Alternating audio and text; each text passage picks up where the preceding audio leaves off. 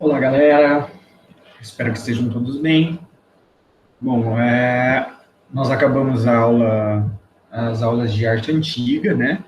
Vimos da pré-história até a arte paleocristã.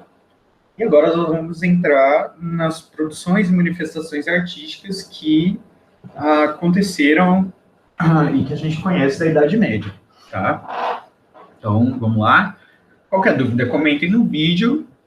E lembrando que a gente vai seguir aí a Idade Média, depois Nascimento, Barroco, na Europa e no Brasil, as manifestações do século XIX, por fim, até o impressionismo. Beleza? Vamos lá, então. Começando a nossa aula de Idade Média. Bom, qual o contexto da arte da Idade Média? Bom, a gente vai ter aí, com o fim do Império Romano, um fortalecimento da Igreja Católica Apostólica Romana, que vinha crescendo lá desde o fim do Império Romano, como a gente viu, no desenvolvimento da arte paleocristã. A gente vai ter o fim da busca do ideal de beleza clássico. Então, assim, a gente viu esse ideal de beleza sendo construído na arte grega, sendo mantido na arte romana, e agora não tem mais. Acabou essa história de ideal de beleza clássico, tá? Não tem, acabou essa história de proporção, de equilíbrio, de harmonia, tá? Não, a gente não busca mais isso agora na Idade Média. A arte ela vai estar relacionada agora, por causa do fortalecimento da Igreja Católica Apostólica Romana, aos ensinamentos bíblicos cristãos, ok? Então, um resuminho histórico, a gente vai ter do século V ao X, a Alta Idade Média, em que vai ser produzida a arte românica. E do século X ao XIV, a Baixa Idade Média, em que vai ser produzida a arte gótica. Beleza? Arte românica, então. A arte românica é uma arte produzida durante a Alta Idade Média. É um período de instabilidade, lembra? A gente tem muitas invasões ocorrendo na Europa, tá? É um dos motivos da queda do Império Romano. Então, a gente vai fazer uma arte, uma arquitetura que seja feita para proteção do povo cristão.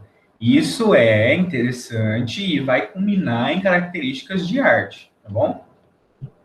Quais são as influências, então, do desenvolvimento da arte romana? Tanto a arte paleocristã, que já vinha sendo desenvolvida lá na fase das basílicas, durante o fim do Império Romano, com os afrescos e os mosaicos, que são influência da arte bizantina, ok? Mas a gente vai ter também a influência dos bárbaros, esses bárbaros que estão aí invadindo a Europa e o antigo Império Romano. E eles vão trazer consigo, mais uma vez, a ourivesaria, então, o trabalho com o ouro na arte, e muitos elementos abstratos, as formas orgânicas e fluidas, que são presentes, muito presentes na arte muçulmana, tá? Quais são as características da arte românica? Bom, na arquitetura, a gente vai ter uma basílica com transepto. Lembra, lá na fase das basílicas da arte românica, a gente tinha uma nave central e duas naves laterais, uma esquerda e uma direita. Aqui na Basílica da Arte Românica, a gente vai ter uma nave central, a gente pode ter as naves laterais, mas a gente vai ter uma formação no início da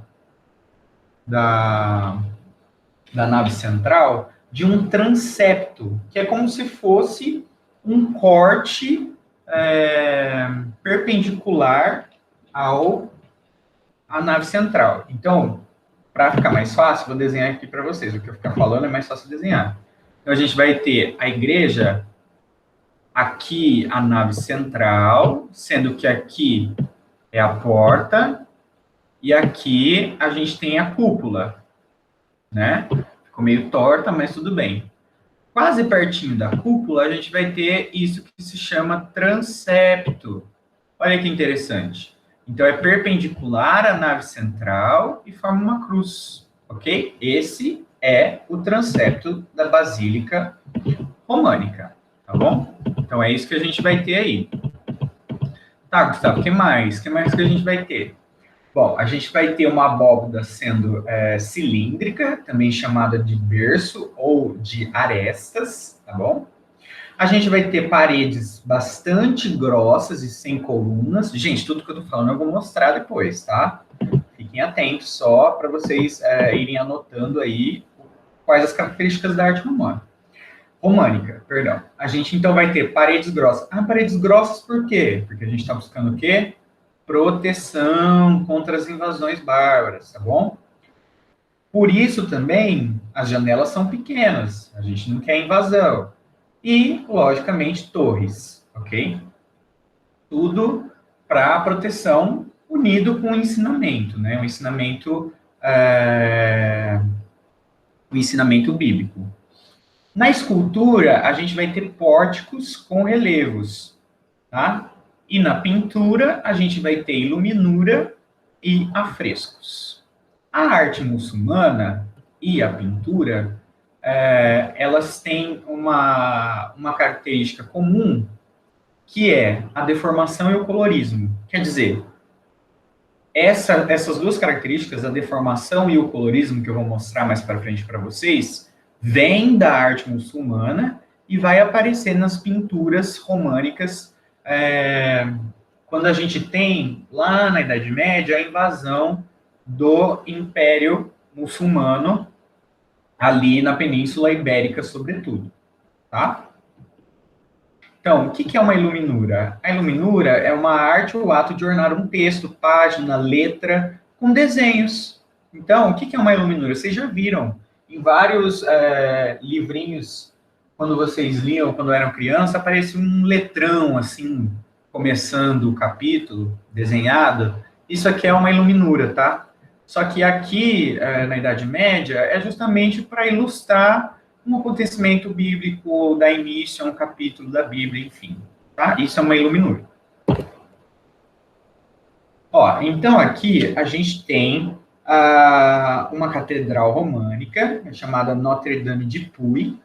Não é a Notre-Dame de Paris, Notre-Dame de Puy, ok? Então, olha só. Então, a gente tem um pórtico. O pórtico é essa entrada, tá? O pórtico é essa entrada principal, ok? Então, a gente vai ter um frontão, né? Essa parte de frente da basílica, ela é bastante alta, as paredes, elas são grossas, ó, vocês podem ver aqui dentro, as paredes, elas são grossas, ela é muito alta, a basílica. Além disso, as janelas são mínimas, ó, as janelas são mínimas e são bem altas também. O que mais que a gente tem? Ó, a gente tem aqui a nave central, as naves laterais, lá na frente está o transepto, que eu vou mostrar para vocês daqui a pouco. E aqui, como vocês podem ver, ó, não é mais arco pleno, tá? Agora a gente vai chamar de...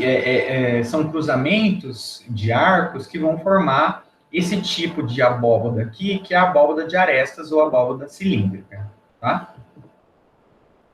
Aqui, ó, de novo para vocês. Isso aqui é um pórtico, estão vendo? Aqui dá para ver melhor. Então, assim, é a porta principal e um relevo de escultura em cima. Tá? Isso é um pórtico. Isso aqui é a basílica românica chamada de Abadia Saint-Pierre e fica em Moissac. Vocês podem ver, as janelas elas são bastante pequenas, não tem muita coluna, e a gente vai ter também, além do pórtico aqui de entrada, a gente vai ter as paredes bastante grossas, tá bom? Tudo isso para proteção. Olha só que legal o transepto aqui, ó. Isso aqui é o transepto. Então, a gente tem a nave central, né? As naves laterais, elas estão aqui, mas não estão representadas no caso dessa Basílica. Aqui é onde fica a cúpula, tá? A cúpula, onde fica o altar da igreja. Aqui é onde fica o pórtico, ó. Aqui é o pórtico. Podem ver janelas pequenas, paredes grossas, tá? Aqui, ó, é o transepto. Essa parte aqui, que tá cortando, que continua lá para trás, é o transepto, tá? Então, aqui começa a nave central, que é aqui, e que continua reto até aqui. E essa parte que eu risquei, vocês têm que imaginar indo para trás dessa construção aqui. Essa parte verde aqui, que é o transepto, tá? Bem facinho, gente. Ó, aqui já é a Basílica de Saint-Sernin, tá? Essa basílica, então, mais uma vez com as características básicas da arte românica. Vocês podem ver poucas janelas, o pórtico aqui na frente, a entrada principal com o relevo em cima. A gente não tem essa frente da basílica sendo muito adornada, tá? Isso é mais no próximo movimento que a gente vai ver. A nave central dá para ver, e vocês estão vendo aqui, ó, o pedaço direito do transepto, tá? O transepto continua aqui atrás. É como se ele tivesse, né? Ele fosse tudo isso aqui, e ele tá ali atrás, é que a gente não consegue ver. Mas ele tá ali. Então é como se fosse a cruz, a cúpula aqui formando a abóbada de arestas. Aqui atrás, a gente tem uma torre, né, que eu falei que era comum dessa época também de ser construída, que é a Torre de Pisa, né? A Torre de Pisa, que fica lá na Itália, é também arte românica, tá? Desse período, da Idade Média. Ó o que eu falei aqui dos afrescos, lembra? A pintura tem uma característica da arte romana de sofrer influência, sobretudo da arte muçulmana, então de deformação e colorismo. Colorismo é de cores, utilizar cores mesmo diferentes para pintar o afresco. E as deformações é a deformação anatômica. Então vocês podem ver, ó, eu dei um zoom aqui nesse afresco que chama Cristo em Majestade, que está na igreja de São Clemente de Tarru, na Catalunha, Espanha, que foi um lugar que o Império Muçulmano ocupou nessa parte da Idade Média, em que os países ibéricos ainda não estavam formados. E aqui, ó, como vocês podem ver, a deformação anatômica no rosto de Cristo, a deformação aqui, as curvas, o tamanho da mão, né? Nos outros desenhos dá para ver também. Olha aqui essa mão aqui, ó. Deformação da mão, deformação do rosto, tá? A gente tem tudo isso como sendo características da influência muçulmana na produção artística românica, tá bom? Então, arte românica, a gente está tentando fazer um negócio meio revolucionário aqui, mas ainda não sabe como. Então, quem vai revolucionar na arte da Idade Média é a arte gótica, tá? Então, a arte gótica, ela é característica da Baixa Idade Média, que a gente tem um período de maior estabilidade, gente. Não tem mais as invasões que aconteciam no começo da Idade Média. A gente vai ter um alto contato entre o Oriente e o Ocidente, né? A gente vai ter a influência, então, da arte do mosaico, de novo, vindo para o Ocidente. A gente tem o desenvolvimento das primeiras cidades, lembra? Uma coisa importante da Idade Média é que a gente vai ter o desenvolvimento das primeiras cidades, a urbanização começando, é o berço do capitalismo, o início sobretudo das doenças, né? Toda aquela urbanização, mercantilização. A gente vai ter aí o século XIV como sendo o século da crise da Idade Média. Tudo isso é contexto da arte gótica. E a arte gótica ela é interessante a partir de uma reforma, a gente observa ela a partir de uma reforma feita na Abadia de Saint-Denis, na Ile-de-France, em Paris. Olha só, eu vou mostrar já para vocês, tá? Mais características, então. Vamos lá. Agora a gente vai ver uma característica e vai apontar ela, que vai ficar mais fácil.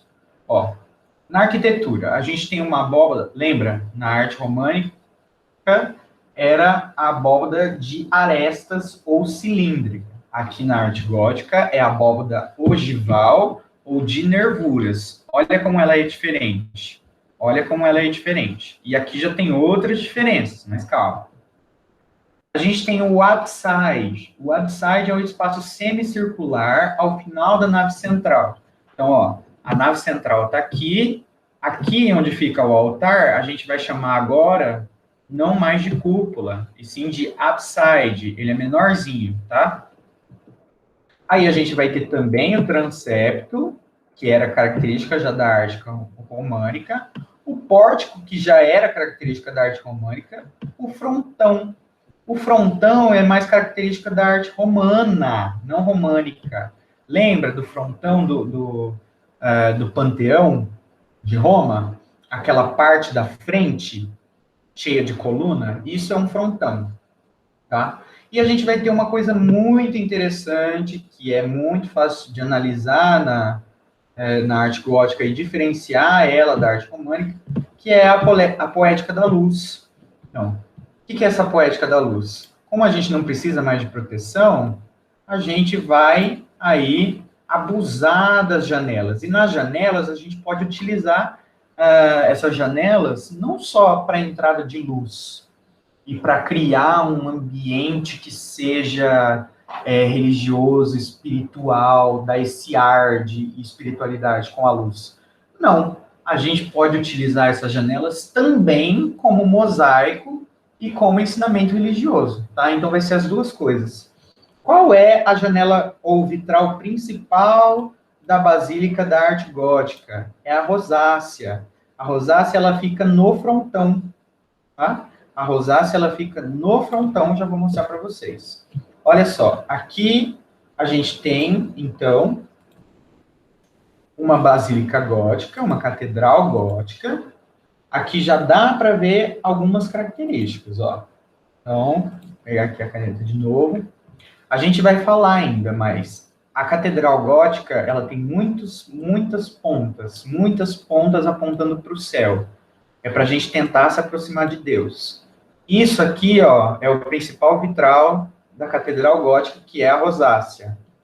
Aqui, gente, ó, tudo isso aqui a gente chama de frontão, tá? Aqui é o pórtico, tá bom? Olha como já aparecem mais janelas. Mas a gente vai falar de mais características ainda. Aqui, gente, ó, de novo. Aqui é a rosácea aumentada. Opa! Aqui é a rosácea aumentada para vocês, ó. Olha como ela fica de contraste com a luz. Então, ó, é tudo desenho bíblico, passagem bíblica, ensinamento bíblico. Tá? E aí o sol bate na rosácea, quem está dentro enxerga isso aqui. Tá? Então, assim, é lindo de se ver mesmo. O que mais que a gente tem? Ó? A gente tem o contraforte. O contraforte é uma característica da catedral gótica, que é uma coluna de sustentação dos arcobotantes, que eu vou falar o que é agora.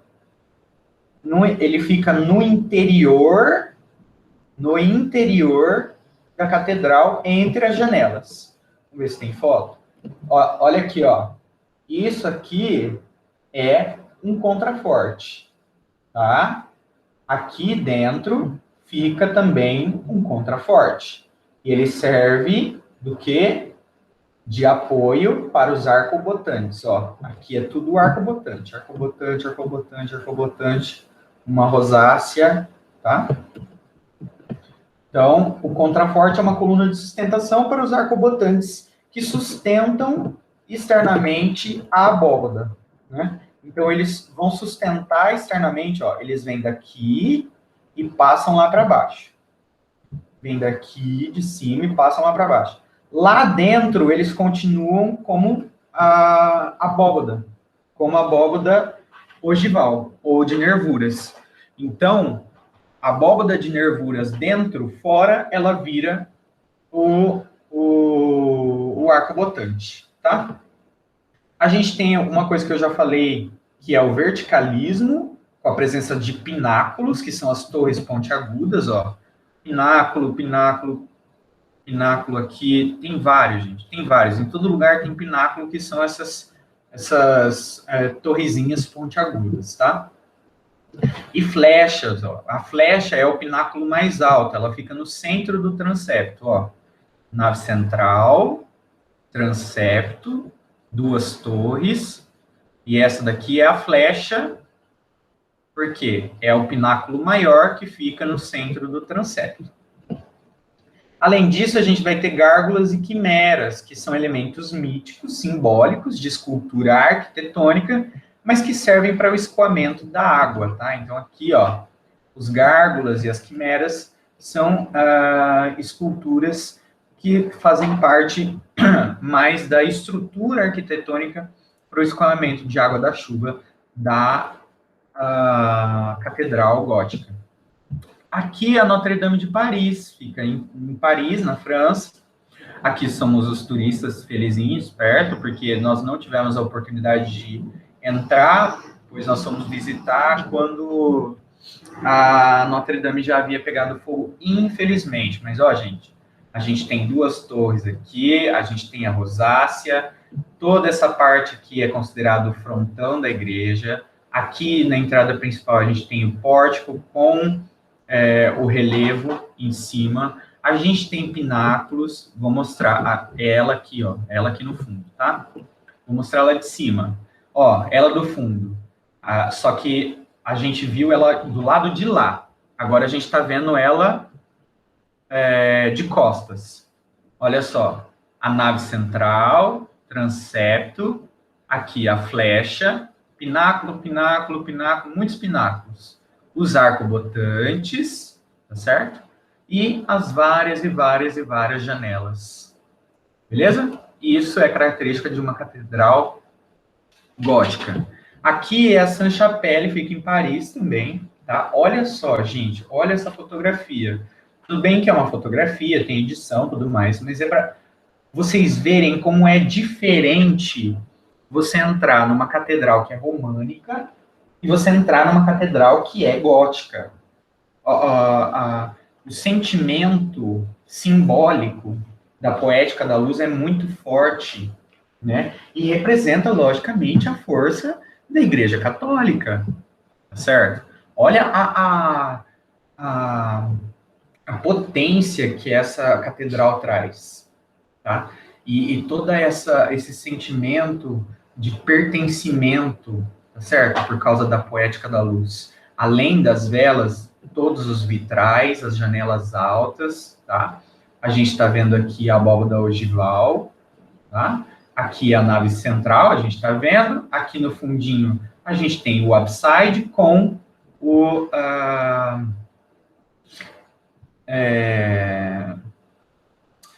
com a parte que o padre reza a missa, tá? Então, aí os vitrais, a poética da luz, para vocês verem.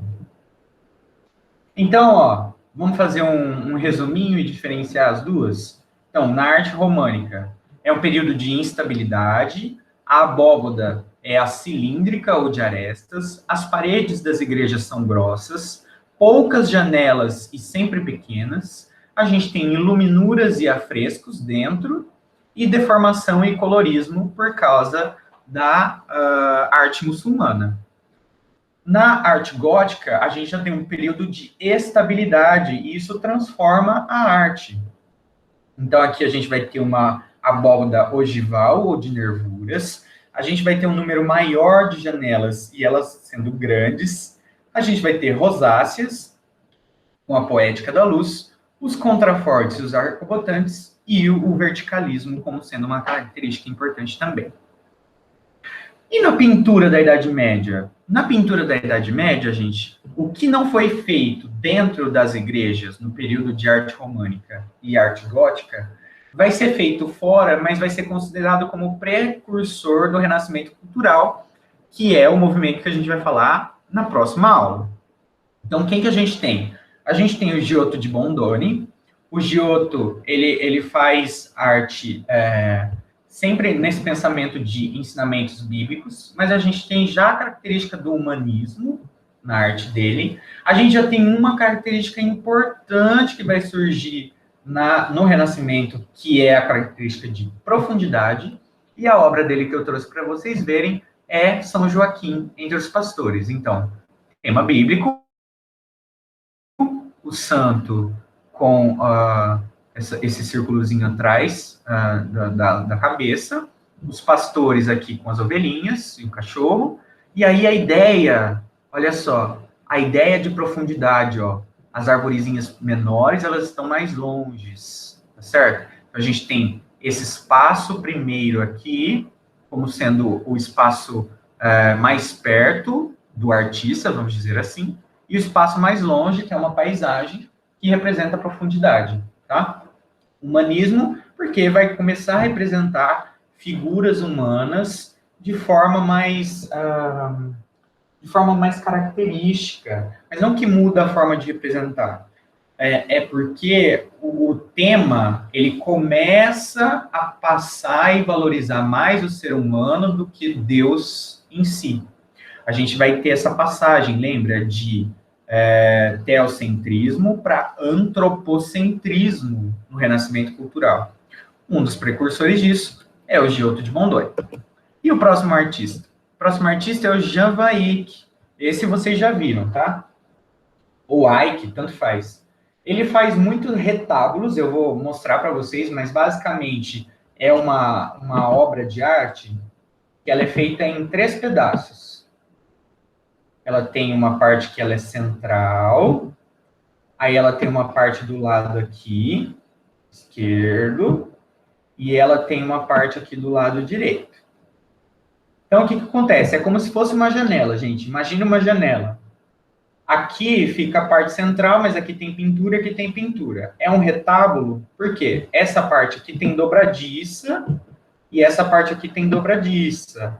Então, a gente consegue fechar isso aqui para cá e fechar isso aqui para cá, tá? E aí fica um retábulo fechado. Ele fica desse jeito, como se fosse um livro fechado, tá? Como se fosse uma obra de arte numa janela mesmo. A gente vai ter a ideia de perspectiva, ó, iniciando aqui, né? Profundidade vem com perspectiva, não tem como. Realismo, riqueza de detalhes, isso é interessante, por quê? Porque isso aqui vai fazer diferença no Renascimento. No Renascimento a gente tem muitos detalhes, muitos detalhes. E aí, as obras que eu trouxe foi Adoração ao Cordeiro Místico, que é um retábulo. Então, olha aqui, ó, Deus no centro, tá? Então, vendo, ó, aqui é uma dobradiça, aqui é uma dobradiça. Então, essa parte, ela vem e fecha a obra. Essa parte vem e fecha a obra, como se fosse uma janelinha. Uma paisagem aqui de uma missa, aparentemente, mas com o cordeiro representado aqui. E, gente, olha quanto detalhe. Olha o tanto de pessoa que tem aqui. Olha o tanto de pessoa. Olha a ideia de profundidade. Olha o ponto de fuga lá no centro. Tudo isso é característica do Renascimento. Olha aqui o que a gente está vendo.